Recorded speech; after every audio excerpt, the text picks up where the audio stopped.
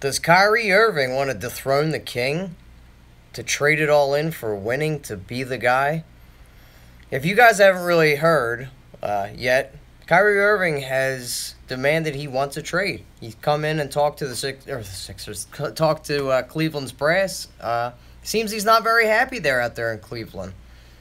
This has been festering for a couple of years now. You know, there was reports a few years ago that Kyrie and LeBron didn't get along too well. And it wasn't really in Kyrie's plans. He really figured to be the guy there in Cleveland when he was drafted #1 overall. He didn't really have plans of LeBron even coming back to Cleveland. And when he did, you know, all is pretty much history then. They went to 3 straight NBA Finals. He went from winning 21 games to winning 50-some games, which is awesome. I don't know what the deal is, why he would want to trade you. You play with you play with the best player in the game right now. So it's kind of selfish, I feel, to want to be the guy. Is it really worth it to to leave this team to be the guy? Now he's come out and kind of stated the teams that he's willing to go to. You know, that's Miami, the Timberwolves. Who else did he say? Miami, the Timberwolves, the Spurs, and the Knicks. And if you think about 2 of those teams, the Spurs have Kawhi Leonard, who have a surefire superstar, and then the Timberwolves just got Jimmy Butler. So you're not going to be the guy there. And going to New York, they have nothing. They are so far from contending, it's not even funny. So is it worth it to go to your own team and be the guy? And they got Porzingis, so you're really not even going to be the guy. You're going to be playing second fiddle there, too. You know, the only real place you would be the guy would be in Miami.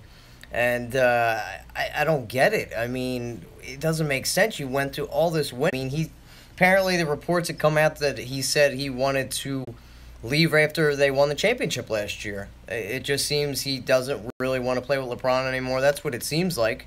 You know, LeBron can be, I guess, an overpowering figure if you look at it. It is his teams, and I feel like the decision, the uncertainty, I should say, of LeBron's decision on where he's going to go next year is kind of weighing on him too. But I mean, Kyrie, if I was in your situation, I would stay in games, but it would be your team essentially.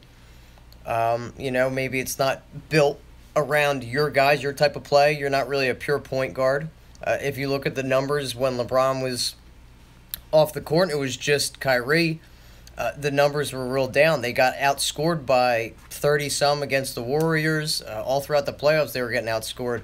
You know, he's not the type of guy that makes players better. He's not a true point. He's more of a score guard first. He's not a pass first guard. You know, which is fine. He's one of the best finishers in the game. The guy doesn't get enough credit. I feel like he was overshadowed when they won the championship. You know, all the credit went to LeBron because it's LeBron's team. He made the decision to come back, and I feel like this is all geared towards Dan Gilbert too. It's been a real tainted relationship between him and LeBron. They fired what's his name, Griffin, the GM, and apparently he had a real good relationship with a lot of the players. So that was really kind of holding the glue together there. And now that he's gone, Dan Gilbert didn't want to extend Griffin, and he worked some magic with that team. You know, when I was growing up, Cleveland was a laughingstock. They were never a really good organization. I remember them just being one of the worst teams in the NBA for years and years and years. And then obviously they've got LeBron, and they started to win. You know, but to be able to get a player of Kyrie's caliber, then you get LeBron back. You really just don't know what the uncertainty is. I mean, he's still under contract, too, for the next 3 years. He can opt out in the 2019-2020 season. So it's funny how he kind of thinks he can dictate where he's going to go. I mean, you don't really have a choice in this matter. You know, there's no trade clause in his contract, so wherever he goes, wherever they decide to send him. And I think this is the best situation for Cleveland. If I was in their shoes, I would trade Kyrie. I mean, you're getting a great quality player. He's only 25 years old. Not even in his prime of his career. He averages 22 points a game. I mean, the dude is a sure stud. I mean, imagine when he does hit his prime what he's going to be like. So you could get a lot back for him. I mean, you saw what the Bulls got with Jimmy Butler. You don't know what LeBron's going to do. He could possibly say he could leave. Say he does leave. what are you going to do? You don't have high draft picks. You've really, put yourself in between a rock and a hard place. But trading your draft picks, I mean, trying to get players that would fit LeBron's game, so you really don't have enough ammo to really put yourself in a situation to rebuild. But here the situation presents itself. So I think what I would do is try to field calls, see what you can get for Kyrie. I've heard rumors the New York they would get Melo and a couple first rounders. That's not going to do it for me. If you're talking to the Knicks, Porzingis has to be in the deal if you're talking about Kyrie. So that's probably not going to happen. I know he said he wanted to go to the Spurs. I don't see them having enough to get Kyrie, but this is the perfect situation for them because LeBron more than likely is probably going to leave next year. I don't think he's going to stay with Cleveland. Like I stated before, he had a close relationship with Griffin too, and we know the situation between him and the owner, Dan Gilbert, is not very good. It's tainted. He can't stand Dan Gilbert, which I don't blame him. Dan Gilbert was an ass. The way he talked and mistreated LeBron and his family, I wouldn't have done anything for that guy. I wouldn't have come back to Cleveland, but he did it for the fans. He did it for himself to win a championship. He's done all he had to do for Cleveland. So if he wants to leave, that's fine. But he, like I said, Kyrie's under contract for the next couple years.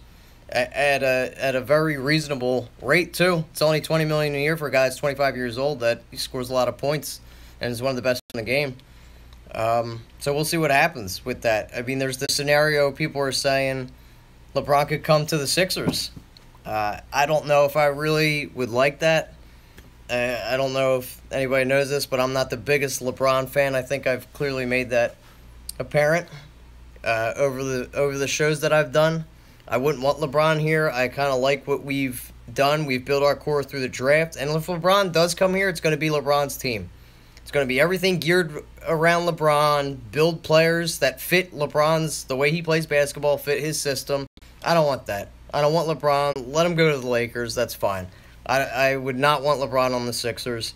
I know that scenario has come up. Adrian's a real big fan of that. I know he's the best player in the world. I mean, he would be a year older, but the dude can still ball. I don't want him on the Sixers, though. But Kyrie Irving, not happy. It's crazy to think because it's not like they've been losing. It's like he wants to be on a losing team just to be selfish and be the guy. He doesn't want to play second fiddle to LeBron James. I mean, who really knows what's going on behind closed doors? I mean, it seems like this organization something else is going on behind closed doors with this organization, I feel. It's just the whole thing with Griffin having beef with ownership and then him getting kicked out and then the whole ordeal with LeBron and now Kyrie and then with Kevin Love too. But this is a perfect situation for them to reload, get some players, get some youth in there, and think about life after LeBron. He's not getting any younger, and he probably is not going to stay there next year. So if I was Cleveland, I would look for the best scenario, best trade partner, and get it done. You fielded a call for the past couple years. He's not happy. You went to 3 straight finals. He's won his championship. If he does leave, though, he's forfeiting his ability to get a max contract, a super max contract, I should say. But we'll see what happens. What do you guys feel? Do you think he should stay with Cleveland? And also, would you like LeBron on the Sixers? Would you be a fan of that? I, for one, I don't want him on this team. They flirted with the idea of Kyrie coming here. It would have been great if we didn't draft Fultz and everything. But it's not going to happen. I'd love to see him go to the Timberwolves. Although I don't know what they would really give up to get Kyrie. If they didn't re-sign Drew down there with New Orleans, I feel like that would have been a perfect fit. In Cleveland, there is no life after LeBron. Yeah, exactly, Sean. That's why I feel like they have to get rid of Kyrie right now while his stock is high, get the most for him. But if the Knicks are trying to lowball them like that and give them Melo and a couple first-round picks, that's not going to get it done if I was in that situation. Philly 500 might have to get LeBron. So you want LeBron here. Is that what you're saying, Philly 500? You want LeBron on this team? You think it's enough to overtake the Warriors? I don't think it is. Even if we had LeBron with our young core, I mean, he would help with the development of Simmons, but I don't think that's going to put us over the top. We might go to the finals, but we're not going to beat the Warriors. You're open to it? All right. I can respect that. I don't know if my hate for LeBron has just grown so much that I don't even want to see him in the red, white, and blue here with the stars rocked on his jersey. I just, it would just become a sideshow. It would just be the LeBron show, and I don't want that. I want it to be the young core that we have now of either Fultz, Simmons, or Embiid. It's their team. But like I said, if LeBron comes here, it's going to be LeBron this, LeBron that. Everything's going to be geared towards LeBron. Who knew Mike Trout was a Sixer fan? Oh, yeah, he's all Phillies fan. I mean, he's from New Jersey. He's got season tickets to the Eagles. He's a huge Sixers fan. Philly supporter, too. It's a shame we couldn't get him. Yeah, it would be a sideshow. I'll give that, yeah. Would you trade Fultz for Kyrie? Oh, man. I don't know. It would be worth it, really. I might trade Markelle Fultz for Kyrie Irving because Kyrie has proven himself. The only thing that scares me about him is his injury history. But Fultz isn't a proven commodity yet. You get a proven superstar for an unproven rookie. Exactly. That's why I would do the deal.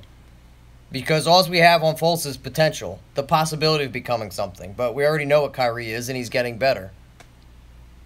I knew that would be hard. It would be. I don't know if they would. I mean, they would have to probably take more than Fultz, Rashawn. Would you trade Dario for LeBron? Nope. I would not, Philly Sports Nation. I would not trade Dario for LeBron. I'm good. I don't want LeBron on this team.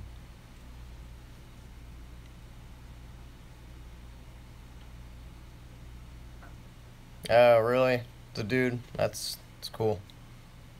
It's an awesome comment. But it wouldn't be, I mean, even having LeBron on his team, it wouldn't be enough to overtake the Warriors. I mean, I don't see anybody taking down the Warriors anytime soon. They're a well-oiled machine. They barely have any weaknesses on their team. The only thing that we got playing in our favor is Father Time. That's the only thing stopping them right at this point. You know, we still have a couple years ahead of us to become a dominant team. We don't even know if team chemistry. We got to see what Ben Simmons is, what Markelle Fultz is, if Embiid can stay healthy. But if that all came together, if Embiid, stayed healthy, we would probably give the Warriors a run for their money. They don't have any big men. That's a huge weakness. And I think the Cavs exploited that in Game 3 this year. Is J.J. Redick a part of the future? We'll see what he does this year. I think he is because he's a pure shooter. At this point in his career, that's going to last a lot longer. He can do that for the next 5, 6, 7 years. He said he wants to end his career here, so I would lock him up. We have to see how he plays. Sean, I didn't catch that. If you could repeat your question, it disappeared. But yeah, I definitely think he could be a part of our future. He's a pure shooter. He shot nearly 40% through his career from 3. He's deadly on pin downs. He's going to hit the open shot with Ben Simmons and Markelle Fultz being able to get to the 10, have a lot of kickouts. Then you have Embiid getting double team. He could kick it out to the corners or anywhere around the perimeter for J.J. Redick. So, yeah, I would like him to be a part of the future. How would it work with Ben Simmons and Markelle Fultz on the court? What would Fultz' role be? He's probably definitely going to be the 2. Ben's the 1.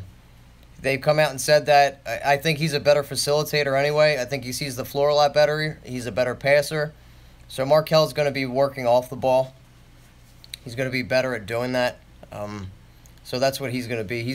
Simmons will be the 1, and Fultz will be on the 2 on the offensive end, and then obviously on the defense, Ben will probably go down to the 4, while Markelle will guard 1s and 2s. Any more questions, guys, before I get out of here? I think it will definitely be the young guns to dethrone the Warriors. Sixers, Bucks, Wolves 3 years from now. So Fultz would be the shooter. Yeah, Fultz is going to be the 2 guard. He's going to be the guy that's going to get up a lot of shots. And I agree with you, Rashawn. I definitely think the T-Wolves are on the rise, and so are the Bucks. They've got a slew of young talent there. But we don't know what's going to happen with the Greek Freak. I've been hearing rumblings that he's not going to stay there, that he's had a lot of problems with the organization and with the brass there. My early thoughts on Bouldin, Sean. I loved what I saw out of the kid. I thought after Fultz went down, he was the bright spot of the summer league. He was awesome. He has the ability to stretch the floor. Yeah, he can do a lot of things. He can handle the ball. He can pass. He's like a point forward. I would like to see him improve on his shot, stretch it out a little bit more. He didn't shoot that good in summer league. It was 32% from the three, but other than that, I mean, I don't really have anything bad to say about him. And he can really affect the game on the defensive end. He's real long, lanky. He's really good when in the up-tempo offense. But the way he was able to affect the game with his defensive prowess, with the ability to block shots and get into the passing lanes, we don't really miss Nerlens Noel. I just wish we were able to sign him this year instead of letting him sit overseas for another year. But that's all right. Work on his game. He'll get even better over there. And then he'll be primed to make a run with us when we're got some team chemistry going on. Bouldin is scary. Just scratching the surface. I agree. And he's young. He's only 21 years old. But he'll get another year under his belt over there. And Israel, I think they're stashing him. So we'll see what he does. We'll try to keep a close eye on that. We'll try to get some games, do some more, film study. Me and Adrian will try to do that. But I think we just saw a little bit of what Bouldin can bring to the table. And it's scary because he's the stretch forward. That's what you want to pair next to Embiid. The way he can play defense is great because that's a weakness of Dario's. That's why Dario would probably be better suited coming off the bench. I mean, when Dario's out there, I think Dario's a better shooter than Bouldin, but he doesn't have the defensive game that he does, that Bouldin does. How about Korkmaz? I was disappointed in Korkmaz. I think he has a lot of work ahead of him. I think he's going to benefit from playing in the D-League. He's on the 15-man roster. So, with the new rule, you have the 15 expanding to 17. You got the two contracts that are two-way contracts. Guys that are going to be coming in and out of the D-League, or the G-League, I'm sorry. It's the new G-League.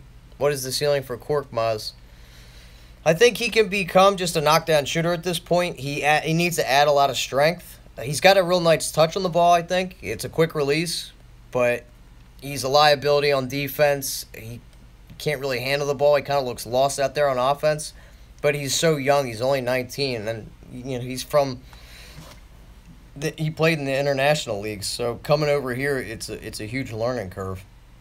But that will all come with playing time, so we don't have to worry about that. And I think he'll benefit from playing in the G League, get some reps down there.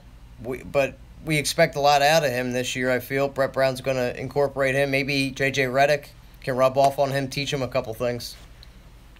But he looked better as time went on. Like the first 2 games I saw him, he looked atrocious. But the last game he looked a lot better. But, with practice comes greatness. All right, guys. Any last questions before I get out of here? No problem, Sean. Anytime. We needed to do some Phillies content. There's not much to talk about baseball, and that's really the only thing on right now. Sixers, there's not much going on either. But, yeah, so Kyrie Irving could be getting traded. LeBron possibly coming here. Who knows? I feel like he's got play. He's been doing a lot. He's got a lot of movie contracts lined up for himself, and he's got a lot of things out there. So it looks like he's geared to go play with Lonzo Ball. But I'm going to be doing a video on Summer League, actually, and talk about Lonzo Ball in the next few minutes. So I'll be talking about that. So Kyrie Irving doesn't want to play in Cleveland anymore. I guess winning championships and going to 3 straight finals isn't enough for the guy. He wants to be the guy. Is it selfishness, or is he making a career move? It's for you to decide, and I don't know. I think it's possibly a good move for the guy. I wouldn't. I would stick with playing with LeBron, but that's just me. This is Kyle Gaffner with the Bitter Birds. I'll be doing a show in the next few minutes, guys. We'll be talking about the Summer League. All right. Peace.